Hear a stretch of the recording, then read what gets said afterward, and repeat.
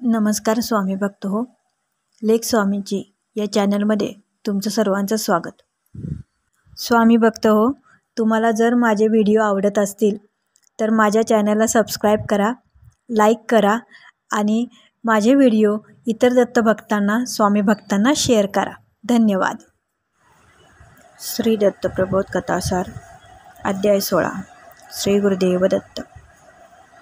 क्षिप्रा नदीच्या तीरावर अवंती नावाचे ज्योतिर्लिंग महाकाळाचे क्षेत्र आहे. तेथे भर्तृहरी नावाचा राजा राज्य करीत होता. त्याला सर्व सुख प्राप्त होते. त्याची राणी पिंगला ही अत्यंत सुस्वरूप गुणसंपन्न होते. तिच्यावर राजाचे अत्यंत प्रेम होते. तिच्याशिवाय त्याला एक क्षणही करमत नव्हते. एकदा राजा शिकारीस गेला असता त्याला हरणाचा कळप दिसला. त्यात 5-7 हरणी होत्या व एक हरिण होते.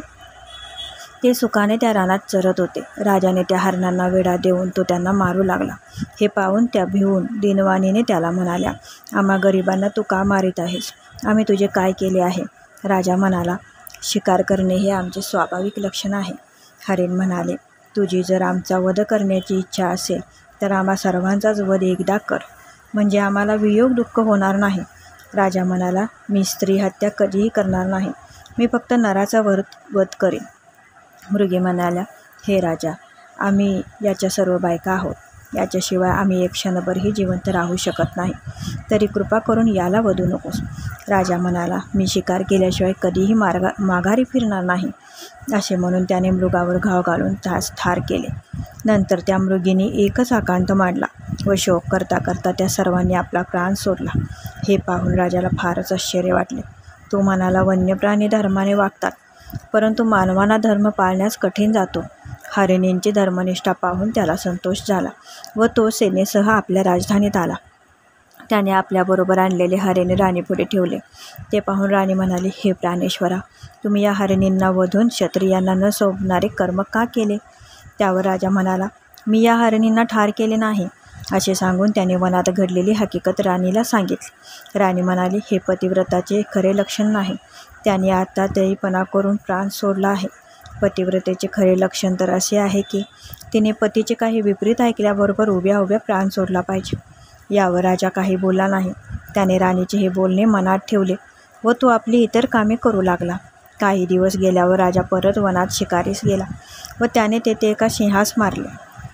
त्यावेळेस राजाला राणीचे बोल आठवले व त्याने प्रधानास आपल्याजवळ बोलावले व त्यास एकांतात नेऊन त्यास म्हणाला, कोणालाही न कळवता राजाला सिंहाने मारले हे राणीस जाऊन सांगा.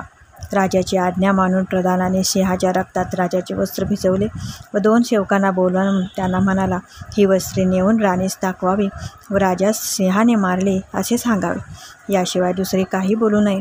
नंतर येथे काय घडते ते पाहून परत मला येऊन सांगावे. सेवकाने राजाची सेना आपल्याबरोबर घेतली व कोणत्याही प्रकारची वाद्ये न वाजवता त्यांनी नगरात प्रवेश केला. सर्व सेना उदास पाहून प्रजाजनांना काही विपरीत झाले असावे असे वाटले.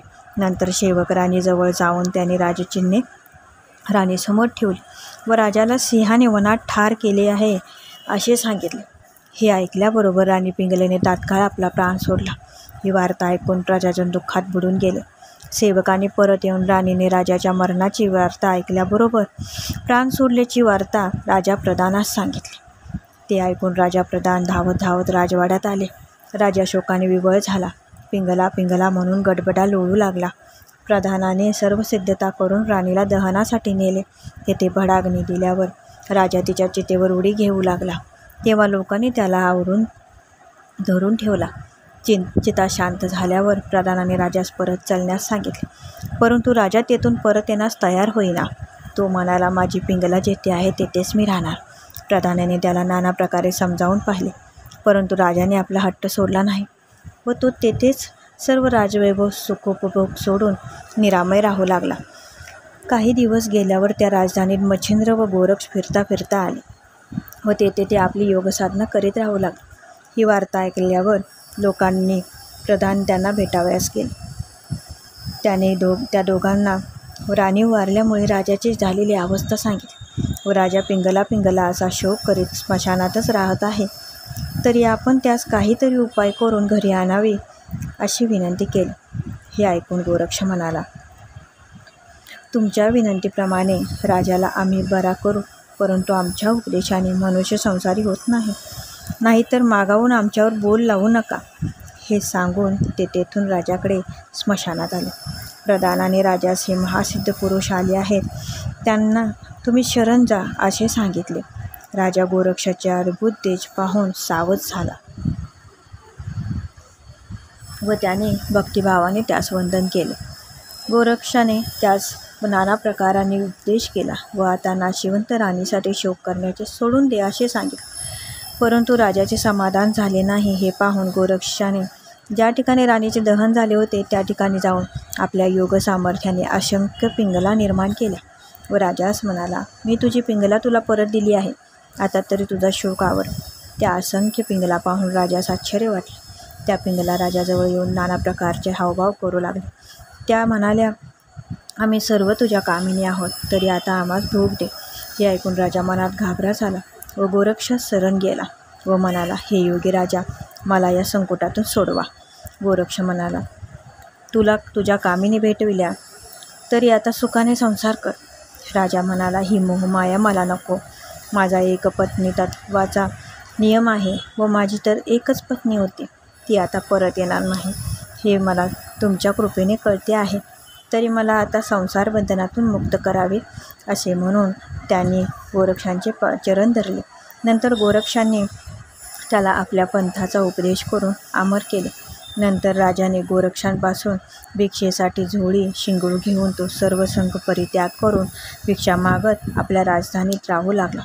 भर्तृहरीस दीक्षा दिल्यावर मच्छिंद्र व गोरक्ष क्षिप्रा नदी ओलांडून त्या अवंती नगरीतून बाहेर पडले. अध्याय 16 समाप्त. श्री गुरुदेव दत्त.